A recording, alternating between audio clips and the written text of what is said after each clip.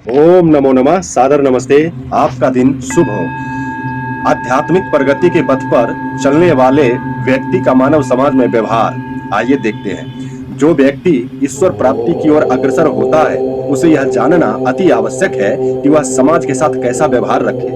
परोपकाराय फलन्ति वृक्षाः, परोपकाराय वहन्ति नद्यः, परोपकाराय दुहन्ति गावः, परोपकारार्थमिदं शरीरम।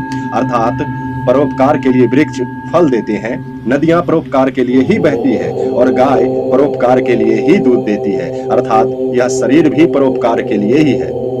अध्यात्म के रास्ते पे चलने वाले व्यक्ति को परोपकार करते रहना चाहिए तथा उसका मन हमेशा प्रसन्न रहना चाहिए, क्योंकि प्रसन्न मन जल्दी ही एकाग्र हो जाता है तथा विवेक का प्रयोग करता है। एकाग्र मन से बुद्धि सही निश्चय लेती है कि क्या सही है और क्या सही नहीं है।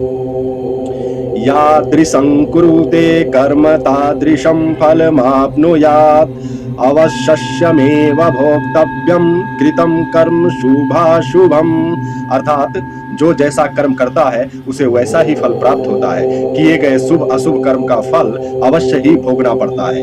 इस श्लोक से स्पष्ट है कि आध्यात्मिक प्रगति के पथ पर चलने वाले व्यक्ति को कर्म के इस सिद्धांत को ध्यान में रखना चाहिए। मानव समाज को चार भागों में बांटा जा सकता है। समाज में ऐसे लोग जो सुख और सुख के साधनों से संपन्न हैं तथा इनका व्यवहार अन्य निम्न वर्ग के लोगों के साथ भी अच्छा होता है, अतः सुखी लोग हैं, यह पहले वर्ग में है। दूसरे वर्ग में ऐसे लोग जो कि साधनहीन हैं और बहुत दुखी हैं। तीसरे वर्ग में ऐसे लोग हैं जो विद्वान धार्मिक महात्मा हैं और चौथे वर्ग में ऐसे लोग आते हैं जो अधर्म का आचरण करते हैं, अर्थात असत्य, चोरी आदि बुरे कर्म करने वाले हैं। ओम दिवसस्य परिप्रथमं यज्ञे अग्रिसरश्मदा, द्वितीयं परिजातवेदः, तृतीयम् अपशु नृमणाम् अजस्त्रमिन्धाननं एनं जरते स्वादिः।